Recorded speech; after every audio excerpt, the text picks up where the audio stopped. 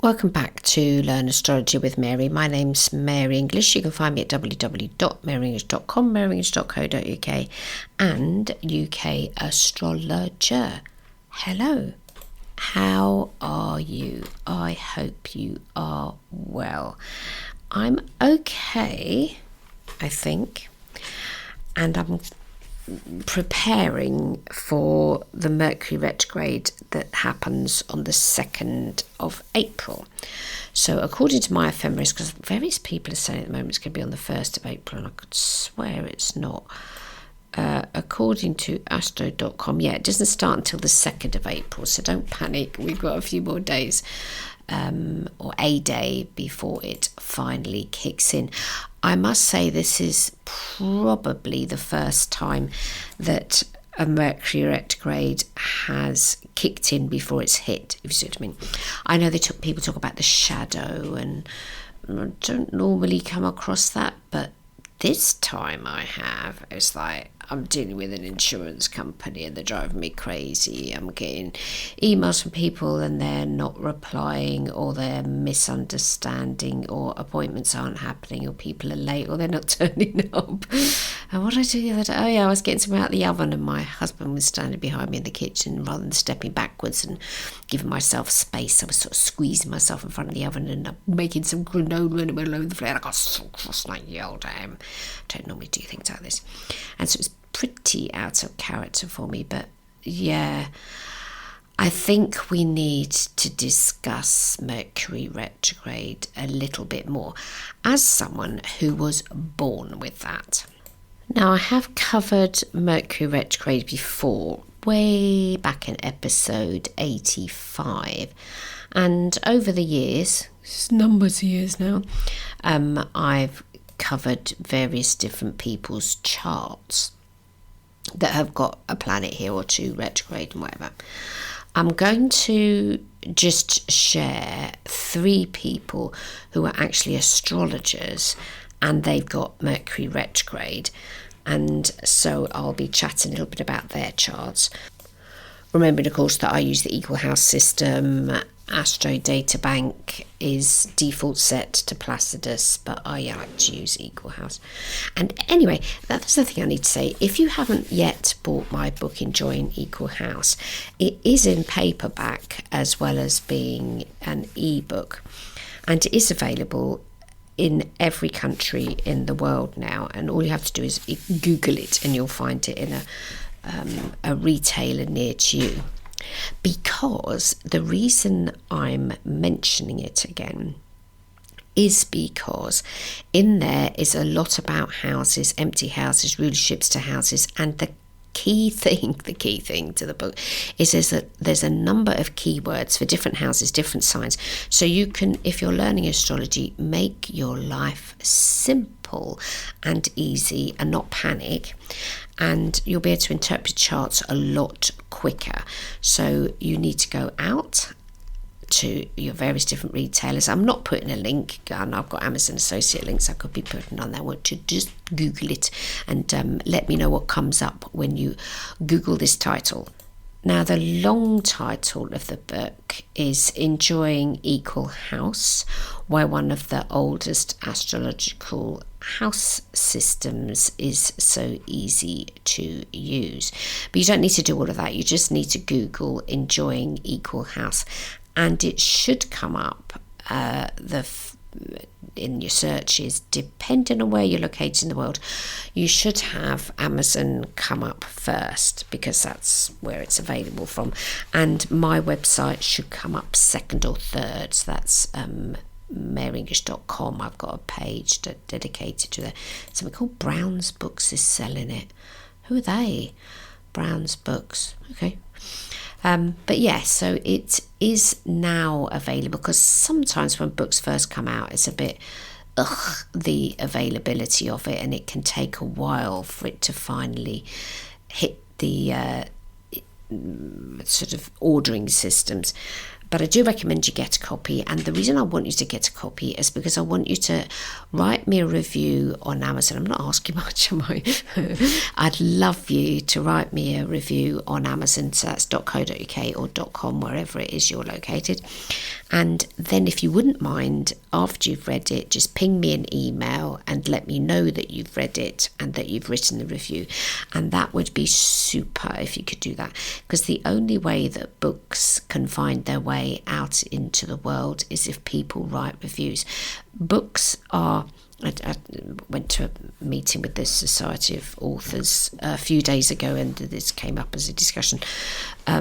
And I'm well aware of the fact that without a review, nothing sells. I mean, the book is selling quite nicely. It's chugging along there. The numbers are going up and stuff. The reason I want more people to read it is because there's not a lot of people that actually practice equal house. And I sort of feel a rather sort of lone voice in the desert.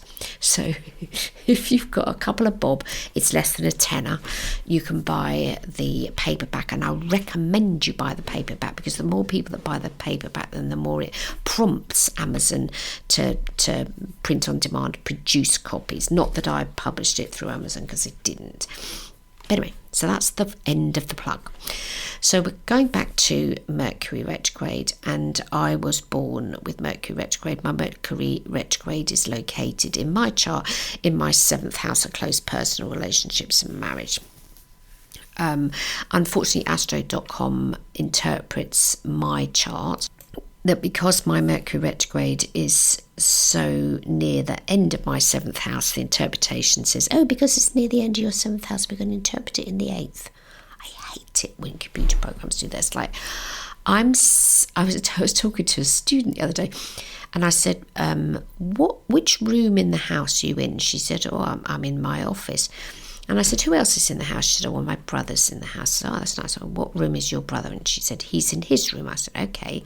I said, if you walk up to the wall, the edge of your room that you're in, and you talk to your brother, well, you can't talk to his brother because he's in the room next to you, but you're right up to the wall of the room you're in, which room would you say you were in? And she looked at me like I was stupid. She said, well, I'm still in my office, aren't I? I said, yes. That is the thing that drives me crazy about interpretations, when people say that a planet is near to the end of a house, so therefore I'm going to interpret it in the next house. Like, if your piece of furniture is in your sodden living room, it's not in your hall. Anyway, don't get me started. So it's in my 7th house, and so there can be mix-ups in relationships. And I stress the fact that if you are born with Mercury retrograde, repetition works beautifully. And the thing we have to remember during a Mercury retrograde is to stick the initials RE in front of something.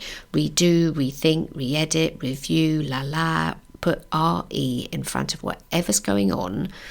Like return, so you're going out and you're driving somewhere and, oh my God, I've forgotten something, you have to go return and get it. Stick RE in front of it. And I must say, this Mercury retrograde is a heap of shit. I'm not going to enjoy a single second of it, even though I know how to cope during a Mercury retrograde. But I'm telling you now, this one is absolutely PANTS. So please make sure you listen to the end of this episode and you get yourself ready for it and prepared. So now the 3 charts I'm going to share with you today, these 3 people are all astrologers. Okay, they're definitely 100% astrologers. They're professional astrologers, so they do it for a living. So when I was looking for the charts today, I used the Astro Data Bank ADB search tool, which is on astro.com, that you can only access if you have actually made an account with them. You can't find it if you haven't made an account. It won't allow you to do that. But anyway, it's under the All About Astrology tab. And we've got 1 lady and 2 gentlemen. And they were all born with Mercury retrograde. Now, the thing I want to point out about them is that if you are an astrologer and you've got Mercury retrograde, what are the challenges or the successes that go with having that in your chart? Okay, so we'll have to obviously talk about houses. Say my house is in the 7th house, so I make sure that because the 7th house is also about relationships as well, I make sure during a Mercury retrograde that I am communicating carefully and I'm communicating easily to understand, and I'm making sure that I am, except when I shouted at my husband, doing my best to communicate fairly, because the 7th house is all about being fair. So the first person we've got is a guy called Alain, I think that's how you pronounce it, Alain Stalder. Now he's born in Zurich in Switzerland. I presume he's Swiss. Not everybody born in Zurich in Switzerland is going to be Swiss, but I believe he still lives in Switzerland. So I'll talk a little bit about what he does in a minute, but I just want to show you his chart. Now again, I have to go, if you're listening to this on Spotify, you're not going to see the charts. Please go to where my podcast is hosted on Libsyn, and you'll be able to see the charts on that. I still haven't found out, and I said I was going to do it last week, I still haven't found out why Spotify doesn't allow the show notes to be visible. Anyway, now his sun sign is Leo, his moon sign is Aries, he's got a Leo ascendant, and his Mercury is 0 degrees 22 minutes 34 seconds retrograde in the sign of Leo, and it's right slap bang on his ascendant, because his ascendant is 2 degrees Leo and his Mercury is 0 degrees. So his Mercury is officially in the 12th house, but it's also officially conjunct to the ascendant. Now we have to remember that if someone is born with Mercury retrograde, depending on what sign it's in, because obviously different signs do different stuff, that they're going to think differently from mainstream. Okay, so a Mercury retrograde person isn't a mainstream thinker. Now I have a very good friend who is also Mercury retrograde, and I knew her for absolutely years before I finally looked at her chart one day. I was like, oh my goodness, you've got Mercury retrograde, because we get on very well. So, oh my goodness, you've got Mercury retrograde. So it's like ding dong, ding dong, ding. So much understanding going on there. So Alain, I think that's how you pronounce it, Stalder, has the Leo ascendant and the Mercury's retrograde, and he has a very unusual way of doing things. Okay, now he has a website which I'll send you to in a minute, and it's mostly, now chart shape wise, I'd say he's probably a locomotive, because we can't really make a seesaw, and we're not a splash or a splay because there's some big gaps. And we've got the moon exactly conjunct to the MC, and we've got a heap of planets in the 12th house. And Mercury retrograde, even though it's conjunct the ascendant, but located in the 12th house, this is somebody that really needs to pay attention to their dreams, which when I explain their website in a bit more, well, it does make more sense. The sun is in the 1st, which makes the person very proactive, get out there and do it. And they're born in 1966, so they've got Pluto and Uranus exactly conjunct. I mean, goodness me, you can get it more conjunct. Uranus and Pluto conjunct in the sign of Virgo, 17 degrees in the 2nd house. And then Neptune is in the 4th house of home and roots. But the moon conjunct to the MC in Aries.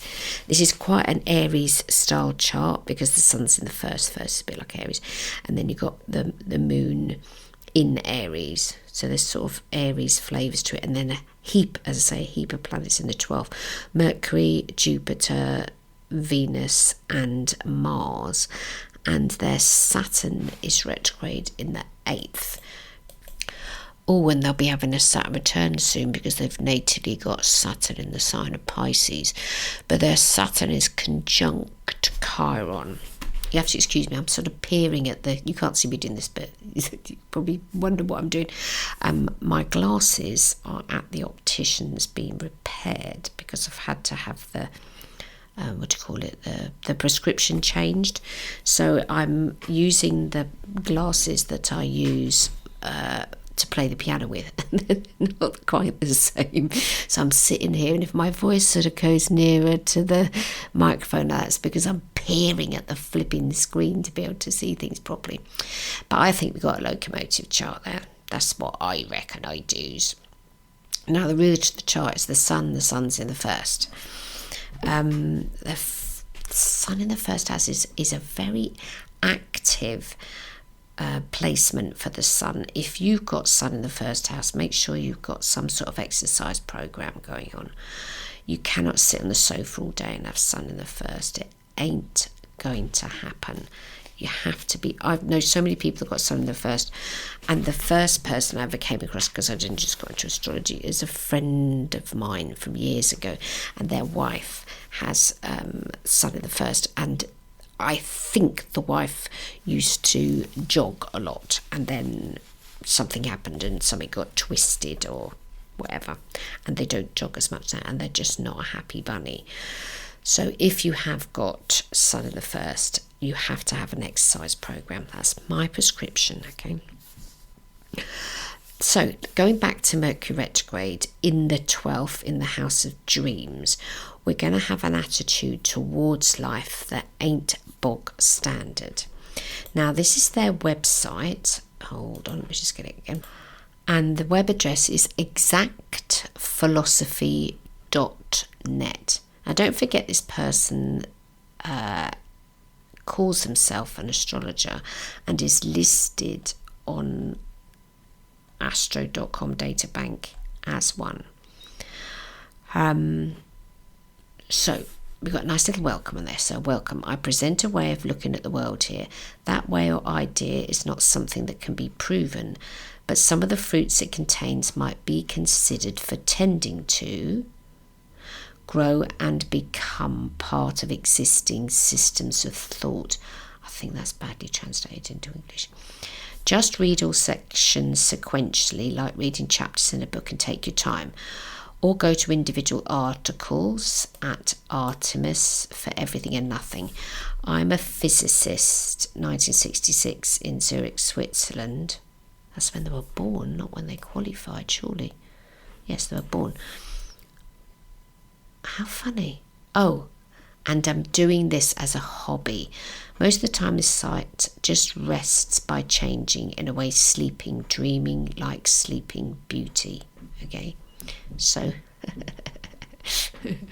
he's already confessed on his site about dreaming, and he's got Mercury retrograde in the 12th. Love it. Now there's a little thing that I clicked on there at the bottom of the page, which is easy, and he's got another little thing here. So there's a little picture, I think it's a fox, that's at the top of the page, and it's also on his books as well. And on this page now we've got a little black scene, and I can't make out if that's a scene or a bird. I think it's a scene. There's sort of a purpley blue world with pink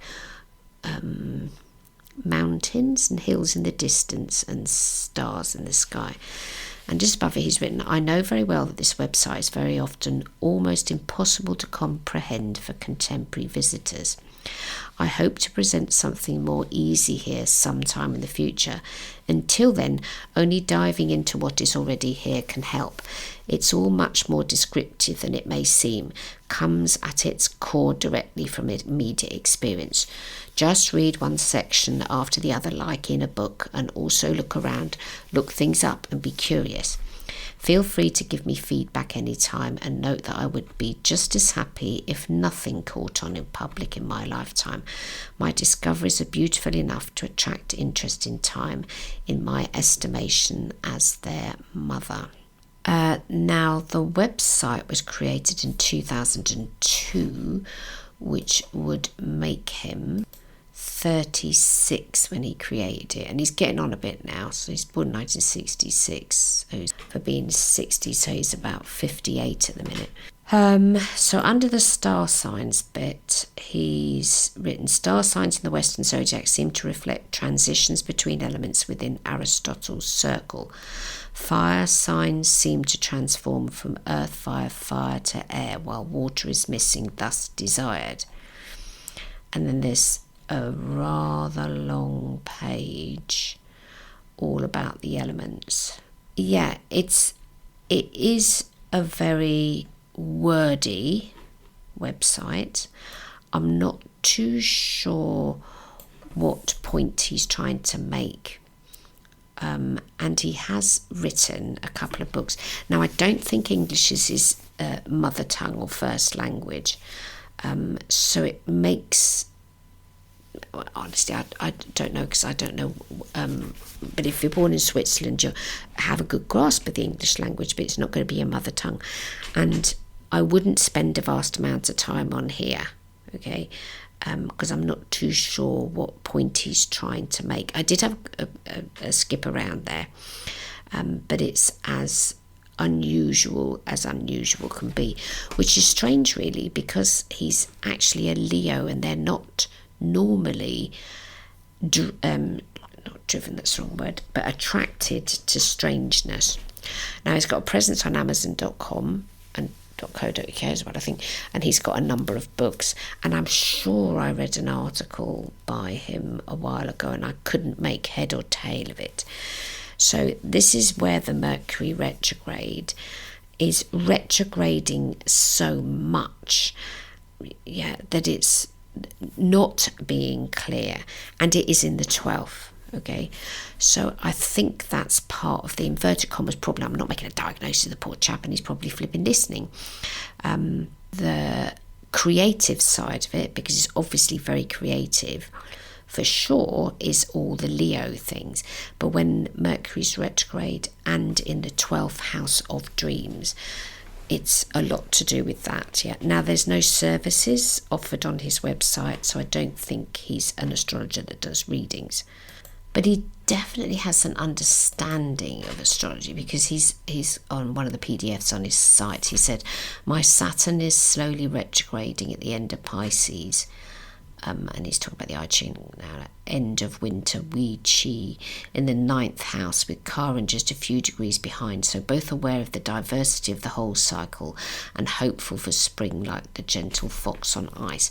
And he explains that the fox that is on his site is to... Where did he say that? Hold on 1 minute. This random fox is to do with... He says, note also that the fox in the logo of my website is not alone, but closely and harmoniously accompanied by some sort of P, comet, and then there's a sort of a blue squiggle or something, and vice versa. A combination I call Foxy Fox, by the way. Yeah, so we've got a classic example of a Mercury retrograde that's happy in the house it's in, but whether or not anybody else can understand what that Mercury is up to is your guess and mine. So our next Mercury retrograde, these people aren't volunteers. I do hope they're not listening, because I feel awful sometimes when I say things about people's charts. I'm not trying to be insulting or anything. Now, this is Paul Westran, who apparently lives in Bristol and Australia, and do you know, I've never met him. And I have read some bits of his in the Astrological Journal, but I haven't met him, and he is a member of the Astrological Association. I am now a trustee, and I don't know if he's coming to the conference that we've got later on this year. And he's born on the my flipping glasses, the 8th of November 19 hold it, can't see. Yeah, he's born in 1966 as well. Okay.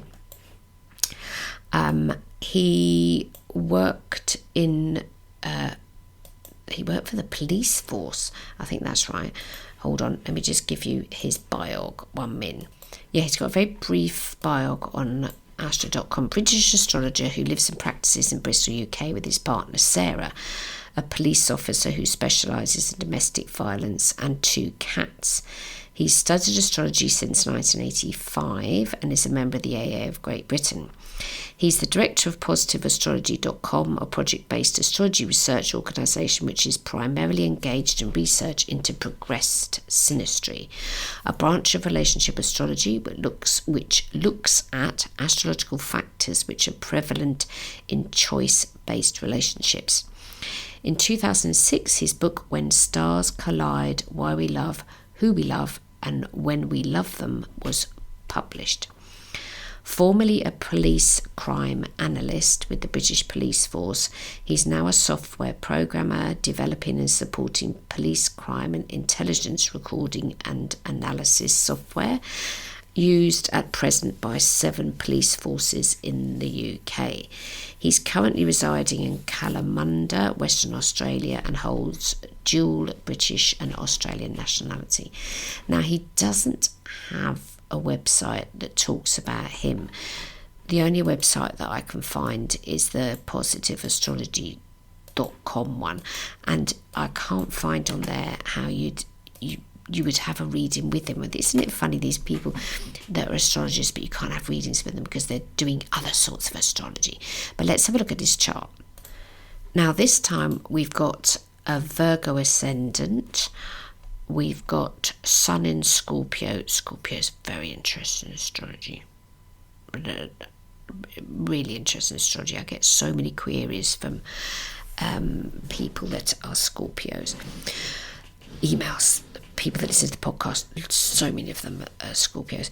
And his Mercury's retrograde in Sagittarius. Now we've got a double whammy problem here, because not only is Mercury out of sign to the sun sign, but it's also retrograde. And it's in Sagittarius, which is a fire sign. Sun conjunct Neptune, and Sun going the other way is conjunct Venus. Now, because we've got a Virgo ascendant, we've got a stellium of Virgo planets in the first there, Moon, Mars and Pluto, Uranus conjunction. They're not as exactly conjunct as our previous candidate, Alain. His was super conjunct. And we've got chart shape is a bucket, and the handle of the bucket is Saturn. So he's also got Saturn Pisces conjunct Chiron, as Alain has, but his is in the 7th, and I don't think his Saturn is retrograding as well. Yeah, so it must have retrograded for quite a while. We've got Jupiter in Leo in the 12th, and the moon is so near the ascendant. I don't know if that's conjunct. Is the moon conjunct the ascendant officially? Good old Astro.com. No, because the ascendant's only 2 degrees Virgo and the moon is 12, so that's way out of ascending. Conjunct the ascendant. Now, we've got Mercury retrograde in Sagittarius. So putting the sun sign aside for a moment, Sagittarius is the sign of learning and higher learning and all the rest of it. It's in the 4th house of home and roots. And it's interesting because it's the ruling planet to his chart. And with it being retrograde and in the 4th house, I don't know what his childhood must have been like, but that's the root of the chart, is in the 4th. Sagittarius is an international sign, and it's as if he cannot find a home because he's dual nationality and lives in 2 different countries, Australia and Bristol, which is just around the corner from me. Literally less than 9 miles. I don't know that Mercury's happy retrograding in the sign of Saggy. I think that must be quite tough, actually. Now, the other thing that I discovered while I was doing the research for this episode is the book that he published is the same publisher as I'm published with. I mean, I don't ever get to meet anybody else that's from my publisher. It's not like we have parties all the time. There used to, back in the day, be a forum where we could all chat to each other, but that doesn't exist anymore. And the forum's only used if anybody's got a complaint about something. Previously, the forum, everybody would dive in there and give their opinions on things. And I think there's a Facebook page, but I'm not on Facebook. Now, Alain, I'm sure it's Alain, says he is a physicist, and he does it as a hobby. And Paul says, just as physics is the subject we use to measure and describe events in nature, astrology is the subject that allows us to measure and describe events in consciousness. After you have looked at the facts and figures on this site, you'll most likely understand why this is the best contemporary description of astrology. This means that if you're working with consciousness in another sphere, say mediumship, LBL, don't know what that is, ESP, I do, UAP, don't know, CE5, psychology, neurology, this site should be of interest to you. If you're an astrologer, it will provide you with an enhanced view of your subject. If you're sceptical of astrology, then you'll be challenged to refresh your arguments or your position. Most people arrive at astrology through sun sign astrology, then they graduate into horoscopic astrology. Many books have been written on this subject, but very few, close to 0%, are based on scientific research.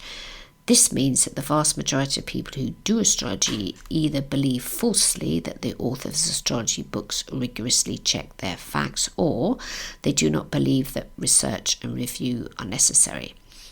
One of the serious flaws in sun sign and horoscopic astrology is the assumption that the natal chart is a fixed and unchanging entity. We have now demonstrated how to make scientific predictions using astrological data, and in the process of doing so, we're forced to accept that horoscopes change. As soon as we were able to do this, the idea that research and review are not relevant to astrology was falsified. Horoscopes are not fixed entities, and any experimentation that assumed this is flawed and should be done again with the new perspectives provided by progressed synastry. People change, and it turns out that horoscopes change too. As soon as we added this dimension to our experiments, research into astrology started to return surprising scientific results, to the extent that the world's first scientific theory of astrology could be defined. This site describes and explains the work of Paul Westran, who spent 22 years and $2 million, $2 million really, showing how astrology actually works. Did he really spend $2 million? Gosh, that's an enormous amount of money. Anyway, he's a specialist in, what did I say it was called? Wait a minute. Progressed synastry. So, you have a progressed chart.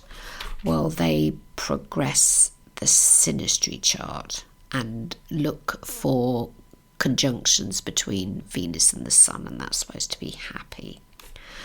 But the website's called positiveastrology.com, so have a ping over there and have a look. He was in the Astrological Journal, that's right, that's where I've read him. And the research that he did was peer-reviewed. And peer review means that the experiment you do, you should be able to set it out easily enough for somebody else to be able to follow exactly what you did and to be able to get the same results. So when anybody, scientist, whatever, does stuff, the peer review thing means someone else has to do it and get the same result using exactly the same processes that you yourself used. The other difficulty with astrology is can you do that? Which you can, but the people would have to do everything exactly the same way. So yeah, that's his research that he's done, progressed synastry. And let me see, when did he start doing it? He secured a publishing deal in 2005, and with the help of Adam Fronteras, his first book was published in September 2006 through O Books. Yeah, I'm with O Books. So when did he start? First published mention of progressed planets being important in synastry was put forward by Penny Thornton in his 1982 book, Synastry. So that's very much Mercury in Sagittarius, knowledge, learning, wanting to prove something, wanting to have people believe in them. That's absolutely Mercury in Sagittarius stuff. Retrograde, we've got an unusual way of doing things because Mercury retrograde isn't normal. It's different and unusual, and we definitely have that. And then the fact that he's gone so deeply into the subject and then wanting to we say decimate the information, that right? Not decimate, anyway, distribute the information afterwards, is because the sun is in the third house. And the third house is the house of communication. So we've got Sun conjunct Neptune, so I'm going to psychically know what I want to do with Venus as well. I'm going to be reasonably polite about it. Third house, I'm sure it's called decimate, but I want to distribute my information out there and make sure everybody knows that it exists. There's so many Virgo planets there. This is somebody that's going to dot every I and cross every T, and the website's enormous. So positiveastrology.com, you'll be on there for hours reading stuff. There's everything is on there. But I think the research side of it, that would have definitely kept his Mercury and Saggy in the fourth pretty happy. And it's an amazing bit of research that he's done, and I don't fully understand, but I can get my head around it, that you can progress the planets in a synastry chart and see when do they make contacts with each other, but I'm not too sure if it's the contact for both of them are progressing. I'd have to read up on it a bit more. I'm not, maybe I'll get him on the show one day. So that's Paul Westran. Now, the final Mercury retrograde chart that we got today belongs to Mecca Woods. And she was born on the 14th of December 1977. And she's got a Leo ascendant. She definitely has a Leo ascendant. She's on Instagram. She's got a splashy chart. All her planets are all the way around the circle. She's got Moon in Aquarius, Sun in Saggy. She's got Sun conjunct Neptune with Venus in the mix there as well. And then again, we've got Mercury out of sign. So it's not in the same sign as the Sun sign. And this time it's in the 5th and it's retrograde. So Mercury in the 5th house wants every word that falls from their lips to be acknowledged by other people. What we have to remember, what's in our 5th, we want others to go, yay, hooray, woo, woo, woo, woo. That's what the 5th house, because it's sort of like a Leo energy, the 5th house, so yeah. And in Capricorn, take it seriously. So when your Mercury's in Capricorn, take it very, very serious. Very, very serious. And retrograde as well. So we're going to learn by repetition. And she's got, I will put the link to her website, but it's a massive website. She does daily horoscopes, etc. She's born in the Bronx in New York, and she's a very out there person. She is not shy. Okay, so I think we can safely say she isn't shy. And she's very, very warm and very, very saggy. So she's on the move constantly. And in fact, on her Instagram page is a lecture, a webinar, a teaching thing that she did on Mercury retrograde. And I thought, well, that's going to be interesting because she's going to know all about that. Now, the root of the chart is the sun. The sun's in the 4th. So I think she's still in New York. 99% sure she's still in New York, which is where she was born. And whether or not she travels, I don't know, because I don't follow her. I just found her on Instagram. We've got the MC in Taurus, so Uranus is going to be transiting over that at the moment. And we have got a number of other retrograde planets. Look, we've got Mars retro, we've got Jupiter retro, and we've got Saturn retro as well. And Saturn now is in the sign of Virgo, the opposite sign of previous two Mercury retrograde people. And now she only does one type of astrology reading, which 1 hour is $150. But there's only one type, chart consultation, she calls it. She mostly offers horoscopes, so I think that's a monthly horoscope, and she offers classes, and she's written a book, Astrology for Happiness and Success, and she's got a podcast, and the podcast is called Stars on Fire. I think they've done 58 episodes. I don't know if that's still going. So it looks like that stopped in 2023. Now, looking at her chart, we've got Chiron is in the 9th as well. Now, the 9th is a very important house for Sagittarians, and to have the MC there, that's good. So the MC, so the career, she's in alignment with her career. I don't know that Chiron's going to help much being in the 9th house as well. It's not conjunct the MC, but that's going to be a little bit of a holdback. But with that, Leo Ascendant is definitely going to make her very, very, very super confident. And then just a little way into the 1st house there, we've got the Saturn retrograde in Virgo. And that's going to sort of hold things up a bit. Whatever you got in your 1st house is what people come across first. And so Saturn's all about responsibility. And then go and retrograde it. It's like, I'm going to be irresponsible. And then I'm going to have it in Virgo. And I'm going to remember every irresponsible thing I ever did type of stuff. And then we've got Mars, which is the energy planet, retrograde in the 12th. So that's, I'd keep an eye on that. Mars needs to be out there doing things in Leo, and then to retrograde it. So the home is going to be so important, and Sun conjunct Neptune. It'd be interesting to find out when it was that they got interested in astrology, what sort of age they were. But she seems to be enjoying it at the moment, so great. And the sun and the moon are happily in a sextile to each other.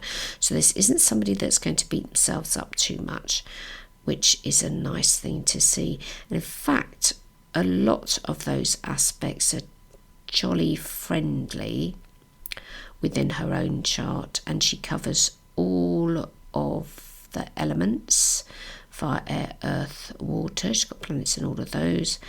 And she's got cardinal, fixed, and mutable. So yes, it's a nice balanced chart with all the elements. So there's a little bit of this, a little bit of that, which is what you get with a splay chart anyway. So this is somebody that can turn their hand to more than one thing, which is evident on her website.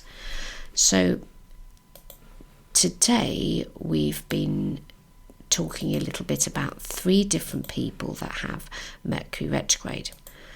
So when we're looking at analysing someone's chart, we need to consider whether or not Mercury is an important planet. So if anybody with a Virgo ascendant, the Mercury is going to be important, or anybody with a Gemini ascendant, the Mercury is going to be important. But if that isn't the case, it doesn't matter too much about what's going on with their Mercury retrograde. But also remember, if you have a client that is booking and they've got Mercury retrograde, make sure you send them a reminder. Because Mercury retrograde people, more than any other type of astrological configuration, it's not that they can be forgetful, because that can definitely happen. It's that there might be a tendency to need to be reminded, because we've got to put RE in front of everything. Remind, review, redo, re-edit, rethink, re. So we've got Mercury Retrograde coming up on the 2nd of April. Ping me over an email, because I don't know when you listen to this. Quite a few of you listen to it a little while after it's broadcast. Let me know how the Mercury Retrograde was for you. It is going to go on for 3 whole horrible weeks. And I'm just going to keep my head down. In fact, I'll probably carry on writing my next book, which is going to be about transits. So I hope you have a fab week, and I'll be back next week. Bye-bye now.